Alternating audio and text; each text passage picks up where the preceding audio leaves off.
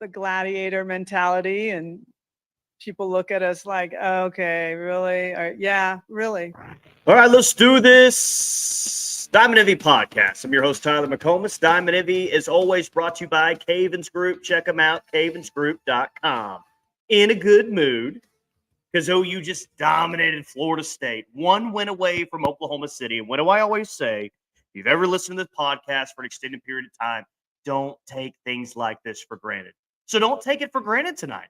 Or maybe you're listening on Friday morning, whenever you're listening, don't take for granted that this team, once again, is one win away from returning back to Oklahoma City to play for another national championship. And boy, talking about winning a national championship, that looked like a national championship team tonight. And I want to tell you exactly where I really felt that as though you rolled to an 11-3 win over Florida State in 5 innings. So that game tonight, we look at it now and say, oh, OU dominated. They really cruised over that FSU squad. They won in 5 innings, right? That game was tied at 2 in the bottom of the 3rd inning. Everyone remember that? You guys remember when this game was tied at 2 in the bottom of the 3rd inning and Florida State had just scored 2 runs and you're saying to yourself, okay, got off to an early lead, but this is interesting. I guess we got a softball game on our hands. 3 runs in the bottom of the 3rd inning, and it kind of put that game away. It was 5-2 heading into the 4th. And that was the championship response. That was the type of response that we've been waiting. And I don't want to say wait all year for, but that's the type of championship response that we expect from this team. And they gave it tonight, man. That is it right there. That was it.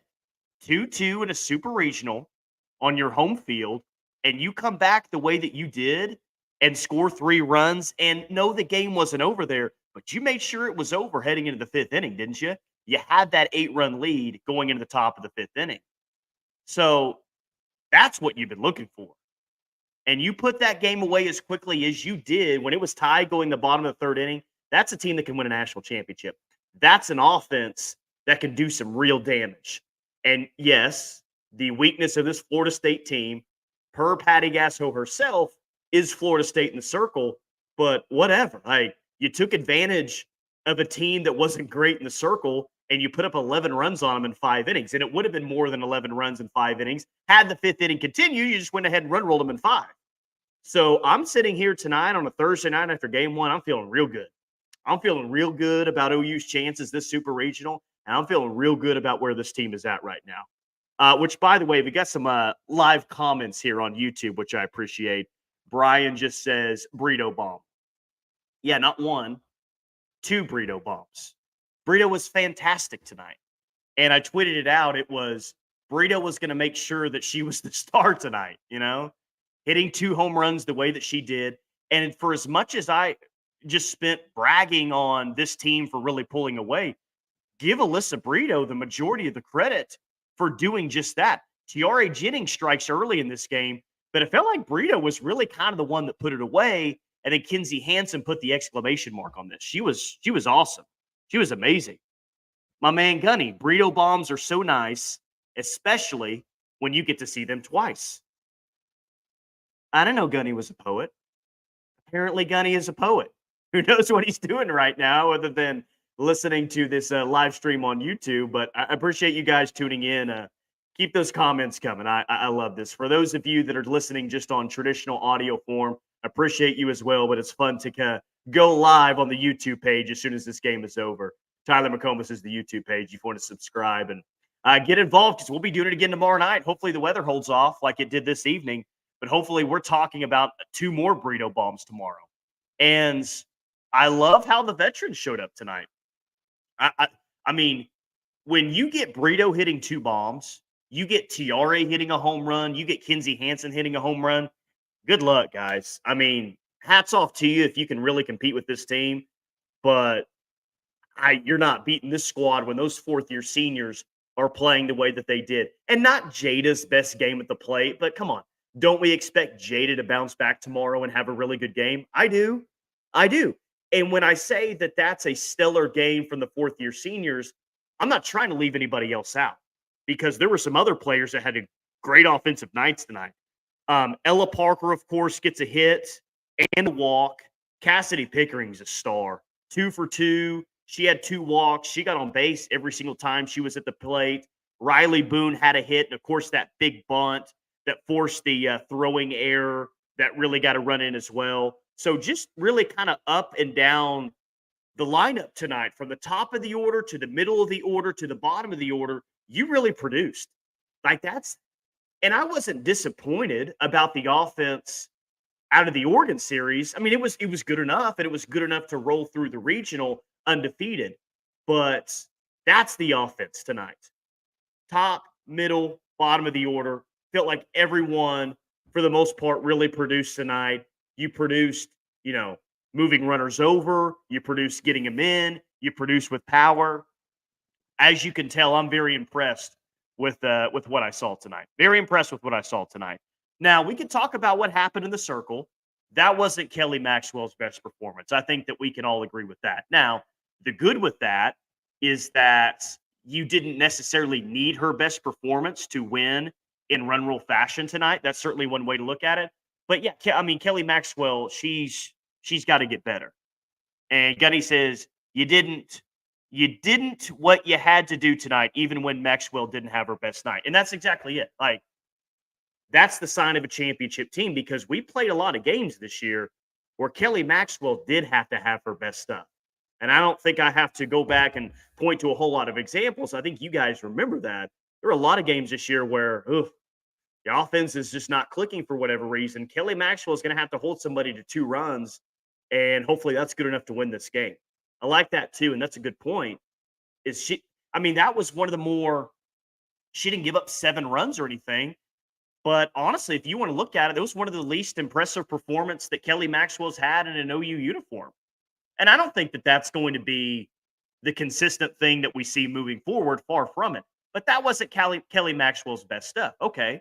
So in a super regional game, when she doesn't have her best stuff, she didn't come out and show some expert command. She was all over the place, giving up some hits, some different things. You were still able to overcome that and win in a 5-inning run roll.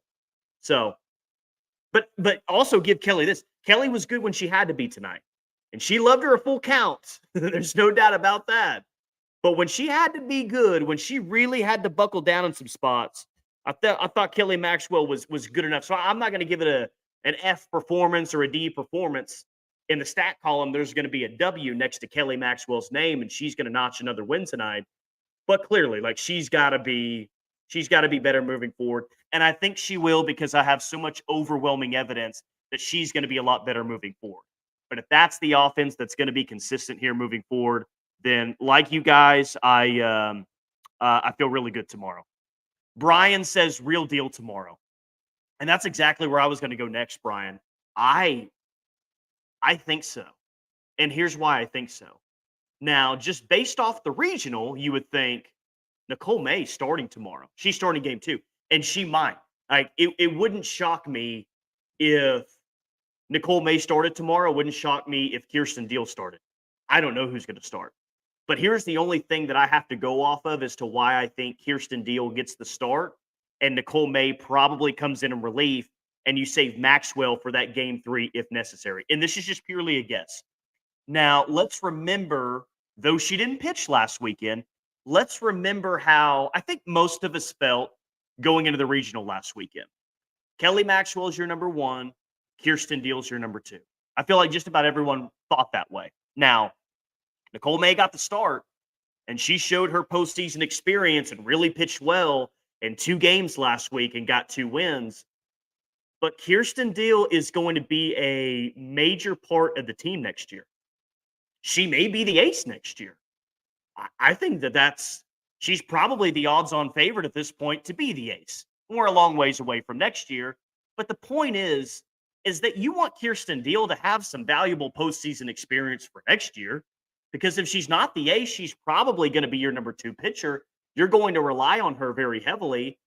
And you don't want to upset a pitcher and not throw him at all throughout the postseason. Not to say that I think Kirsten Deal hops in the transfer portal if she doesn't get to pitch tomorrow. But she's been really good throughout the year. I think that I'll have a lot of confidence in her if she gets the start tomorrow.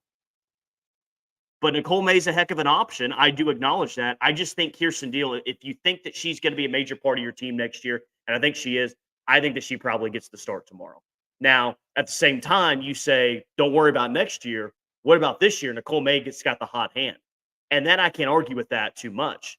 I would just say that I think you want to keep Kirsten Deal involved because I think you're going to need KD at some point in the Women's College World Series. I think you're going to need all three pitchers in the Women's College World Series. I think Kelly Maxwell is going to start in OKC. I think KD is going to start in OKC. I think Nicole may start a game in OKC. And if I'm wrong about that, I think all three of those pitchers are going to be put in some big moments, assuming that they win one more against Florida State. Okay, the series is not over yet. I'm not calling the series, so I feel good about it. But looking ahead a little bit, I think you're going to need all three of those pitchers. So my guess tomorrow is Kirsten Deal starts, and you have Nicole May in relief. Because remember, the last time Nicole May came in relief, it was one of the best relief spots that you had all season long when she came in the sixth inning with one out against Texas in the Big 12 championship, and she mowed some hitters down. So, yeah, she's been good in a starting role recently. She's also been good in a closing role as well. So that's my official prediction. Hold me to it, please. Show up on this live stream on YouTube tomorrow, tweet at me, whatever, and say, you're a moron, you're an idiot. You thought Kirsten Deal was going to start, and it was Nicole May. It's fine. I can take it. I can take it. But no, either one of those I feel really confident in right now. That's a good place to be, isn't it? Right? Brian? I mean, you brought up the question. It's a good place to be. And maybe you have your opinion one way or the other about who should be the 2 and who should be the 3. Feel good about both of those starters right now. But it all comes back to this. It all comes back to what it's been about this entire season and this entire postseason. Yeah, that's the offense that you get. Any of those 3 pitchers could be your ace, and you could roll on to a national championship. That's how I feel about things. Brian back in, he says, Deal, Guerin, Monticelli. I go with Deal. Oh, boy. Gutty's talking about having fat fingers, and he's inebriated. And he's coming in the chat right now. Maxwell just did like Rex Specs did in the 3rd and 4th innings earlier today. Yeah. Well, best part of the year, best time of the year. Been saying that quite a bit. Defense, I thought was good. Yeah, defense was good tonight, and it's been solid really all year long. So I don't think that that's a huge surprise there. But just a quality win. Not Florida State's best team. I don't think that we looked at this Florida State team as, one of Lonnie Alameda's best teams or anything like that. But this is still a program with a lot of postseason pedigree. And that's why this isn't Florida State's best team, but you can't take this super regional for granted. You couldn't take this super regional for granted. And I still don't think you can after this 1-0 win. And I know I was looking forward to, next week and what the pitching matchups might look like and everything. I just think it's more of an interesting discussion as to where things currently sit. But Florida State's going to come out fighting tomorrow. And yeah, they got run rule tonight, but guys, they had a lot of chances. Florida State had a lot of chances tonight in this game. They just didn't take advantage of the opportunities. And I thought that there were some big moments tonight. I thought that first inning was a really big moment. Florida State not getting a run in the first really shot themselves in the foot. And then TRA hitting the bomb in the bottom of the first inning. And no way was it over after the first. Because, again, it was, 2-2 heading into the bottom of the 3rd inning. Florida State ended up getting a couple of runs back. But FSU and the opportunity that they had with Kelly Maxwell struggling out of the gate like she did, you needed to at least get one. You did if you're Florida State. And they didn't. And I thought early on that was a big momentum shift to OU's dugout to get out of that top of the first inning without allowing any runs. I thought that was a big moment in the game. TRA backing that up with the bomb in the bottom of the first inning was big. But here was the biggest moment of the game tonight. And I don't think it's much of a question. It's the bottom of the 3rd like I'm talking about. Florida State gets the 2 runs at the top of the 3rd. Oh, boy, it might be a close game. Bottom of the 3rd inning. Brito hits an absolute tank. Boone has a great bunt. There's an error on the throw, scores Pickering. The 3-run response in the bottom of the 3rd inning. That was the biggest moment of the game. That's the championship response. That's the elite response. The elite showed up on the field in the bottom of the 3rd inning. And it's why OU not only won this game, but they won it in run roll fashion.